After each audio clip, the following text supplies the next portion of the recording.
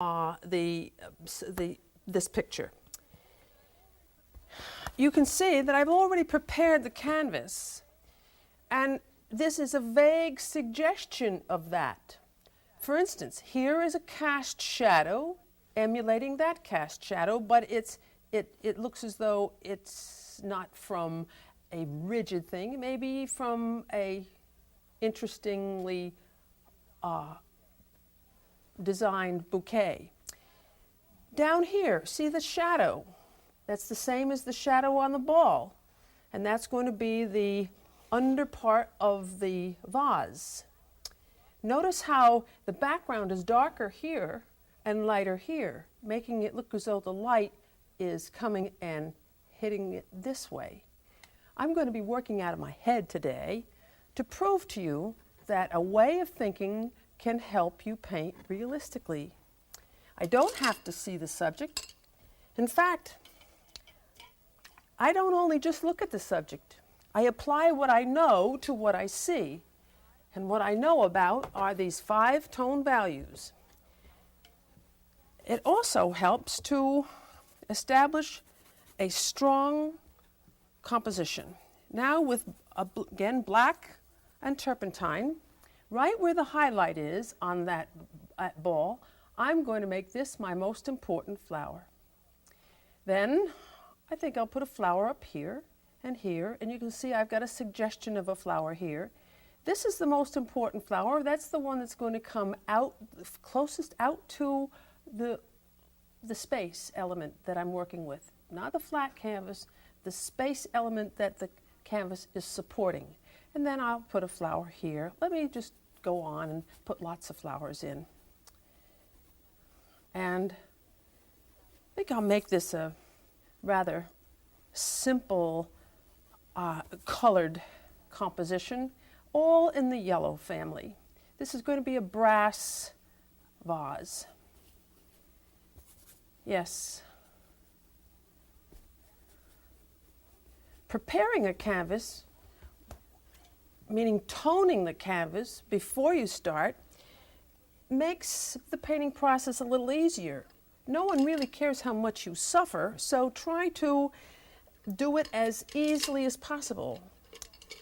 The art of it is very often the cleverness about it. I've toned this canvas with tones of black, white, burnt umber, and burnt sienna to help perpetrate a monochromatic picture, because I think it would be the best way to show you how this attitude of dimension helps me in painting all pictures. So this, again, even though it's going to be a painting, it's a diagram for you to learn.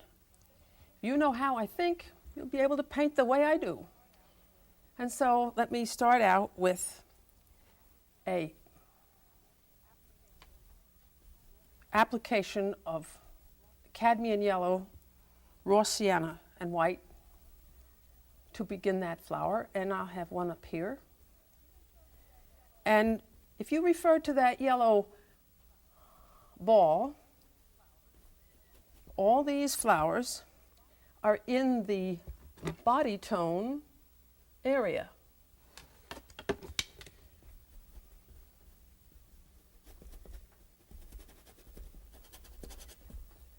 This looks a little bit monotonous. I think I'll move that one out, move this one in. Don't want the composition to look like a big lollipop. This flower is going to jut out in front of the cast shadow. Maybe another one falling down.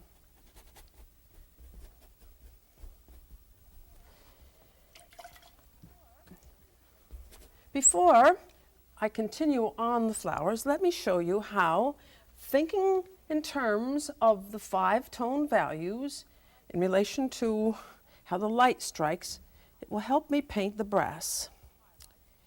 That ball has a highlight, and this brass bowl has a highlight on its rim.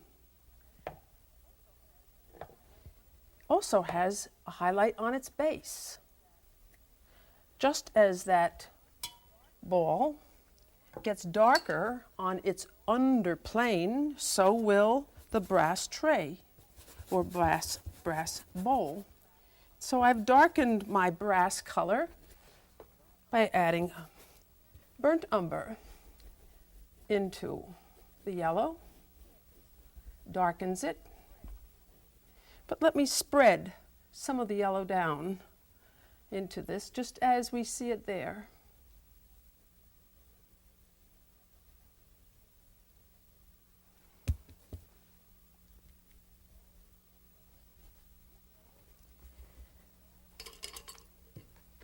Also, the lighter table, the whole secret of seeing 5-tone values is to have your mind on the fact that you paint what the light does, not what the subject is. Because without the light, you can't even see the subject. Now, light comes from above, usually, hallelujah, and so the flat planes are usually lighter than the up and down planes. Now, that lighter table is going to influence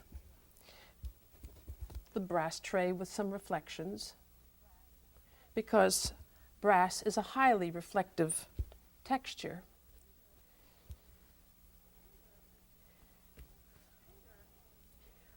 A painter is someone who can memorize shapes. You don't look and paint. You look, analyze, and paint, so that you breathe a sensibility to the canvas.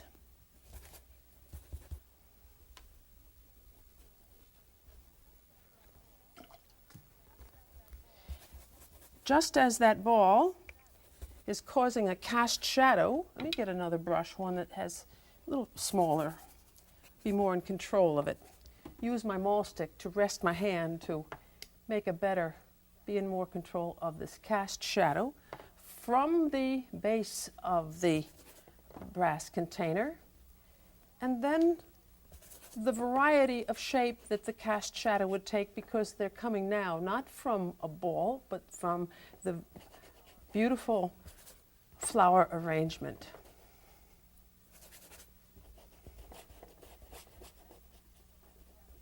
Yes, the cast shadow takes on shapes of what causes them. The main thing you have to do is know that the cast shadow has to be there to spirit the picture with dimension, the key to reality.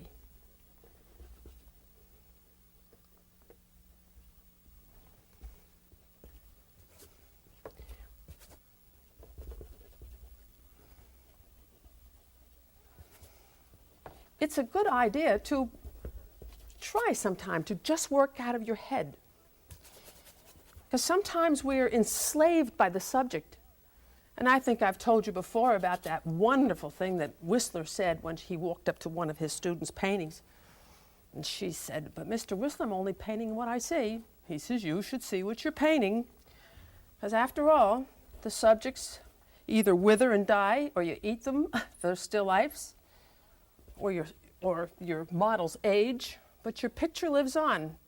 So you have to do it the way you think is going to be the best presentation of the subject."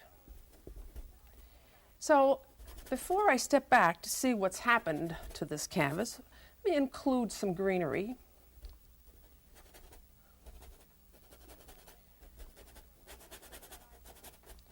So that I have gone to the stage that I call the mast in stage, where everything looks a little bit poster-like.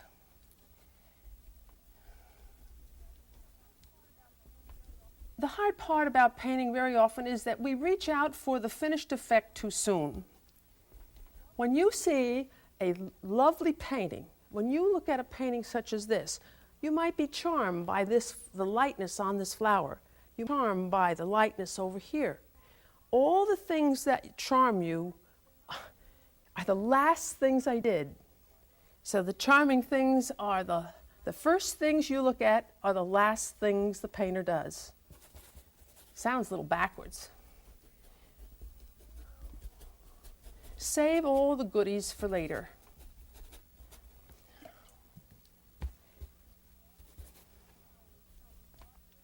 I'm going to put some flowers darker in shadow from the ones that are coming forward.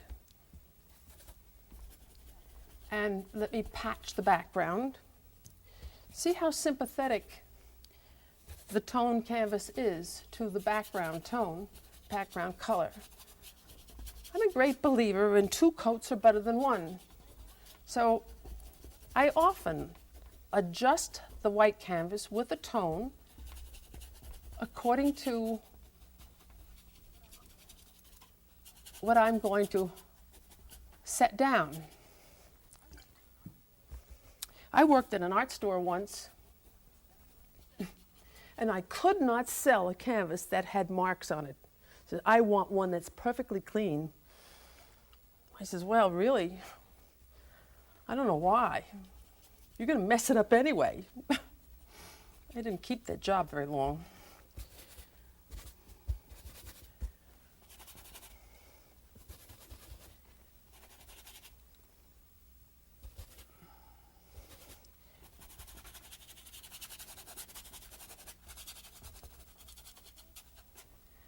I think you can see I already have a feeling of dimension. Now all I have to do is make this overall dimensionality take on identity, the identity of the subject. But before I try that, why don't I step back and look at it from a distance? So you can see that I have a vague feeling of reality already because it looks dimensional. So now it's just a matter of crystallizing it or making it come into focus. So why don't I show you that? And I'm going to start with the most important flower again, and that's the one that is in the highlight area, the one that jumps out the most.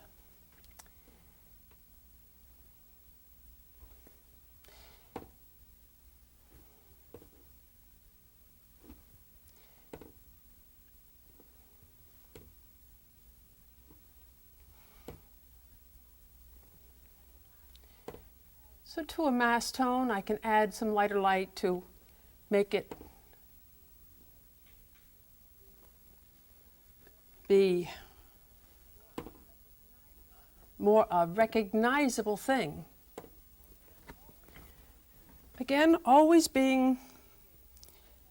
appreciating the wonderful lighting effect. The light can only hit a few of those petals. Can't hit the ones on the shadow side. Notice the shadow side, just like the ball was shadowed on the right. All the shadows are going to be to the right.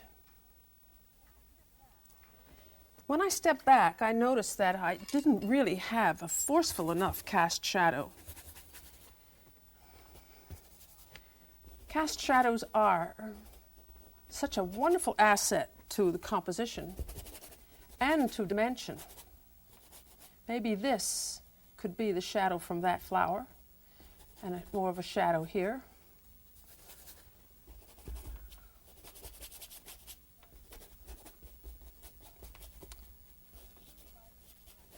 Everybody casts a shadow. That's what gives a body on canvas.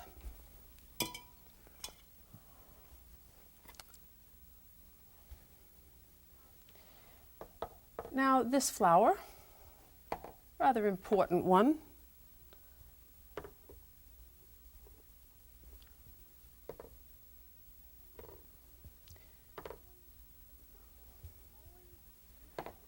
Always in the back of my mind is the appreciation that I live in a dimensional world, and I have the audacity to try to picture it or paint it on a flat surface.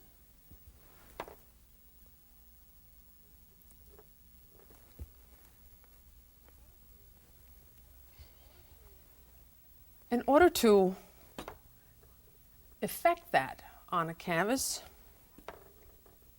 we have to appreciate that there are planes of the objects that catch light and planes that can't. And thus we have contrasts.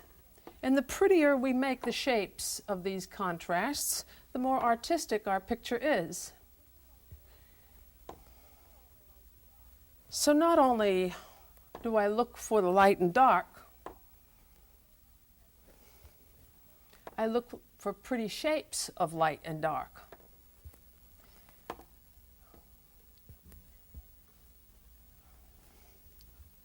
I'm a shape searcher.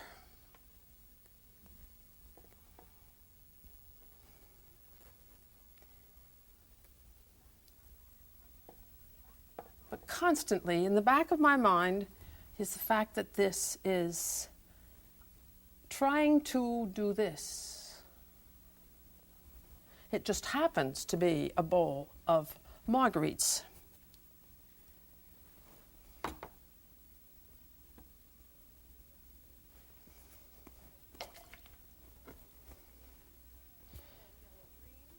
Phthalo yellow-green, maybe on a smaller brush.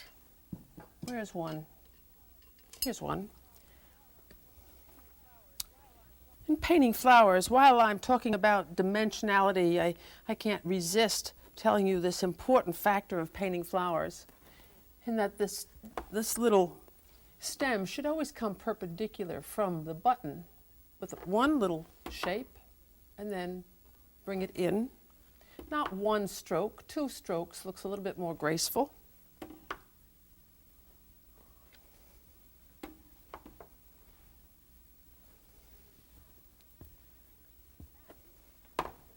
And since this is the part of the bouquet that's toward the light, it is here that I will get some light on the leaves.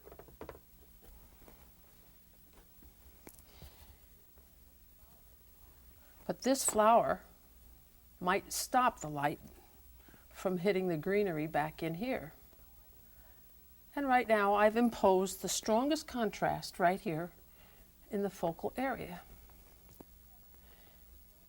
Yes, there's so many things to think about in painting, but upmost on your mind as you paint should be a focal point. That's what the whole painting process is about. To give the canvas a pictorial impact. The whole canvas serves.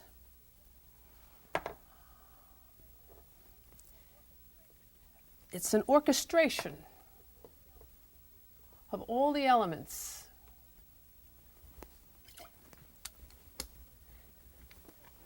To make a pictorial presentation. Many people say that I, Helen van Wyk, paint realistically. It's an illusion. How can you paint something real? You can't make real out of this. You can just make a version of real. So I live in the world of paint. Appreciate how powerful it can be, especially if it respects the power of nature. Power of nature is that lighting makes the world for the painter.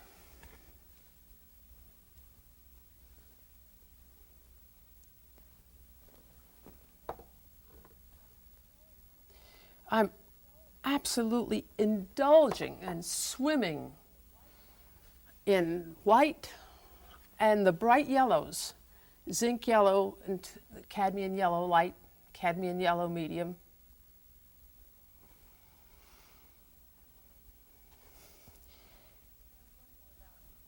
People wonder about color, mixtures of color. I wish people would worry more about the tone of the color.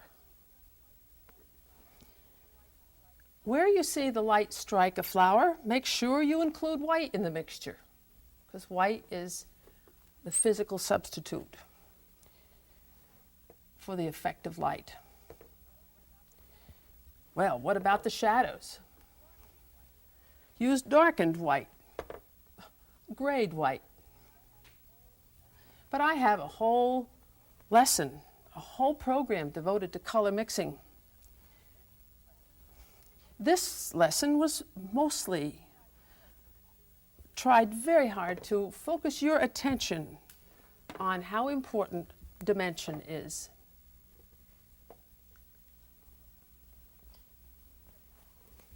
Let me step back again.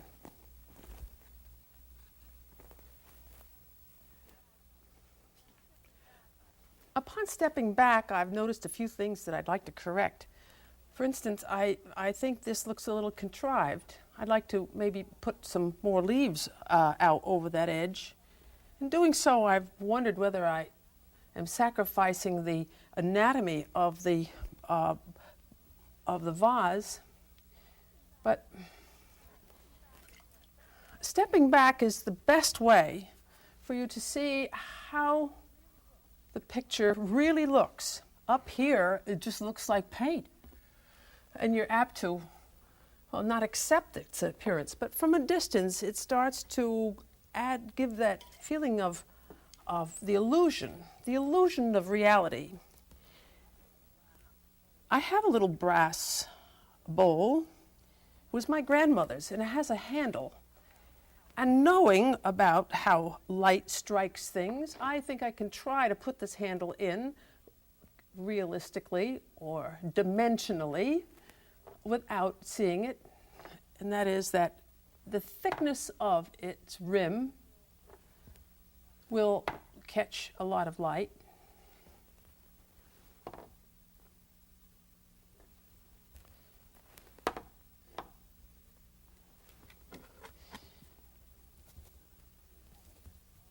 Meaning the thickness of the metal, but then the flat of the handle will be darker because it's on the shadow side.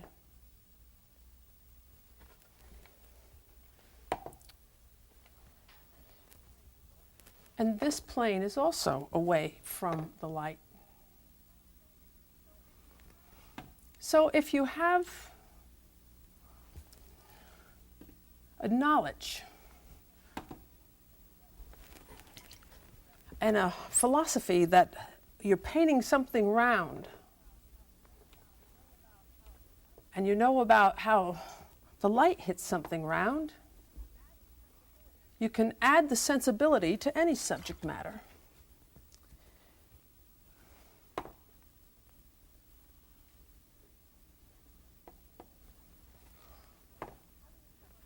Of course, having the subject matter in front of you is a fantastic asset because it inspires you. You see pretty things and say, oh yes, I want to include that.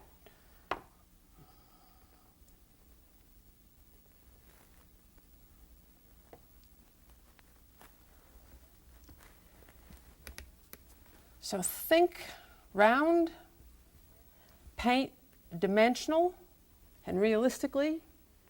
And next time we meet on Welcome to My Studio, I'm going to show you how to paint hair. And so I think you'll find the brushwork very intriguing, or maybe I'll teach you how to make soup. Welcome to my studio.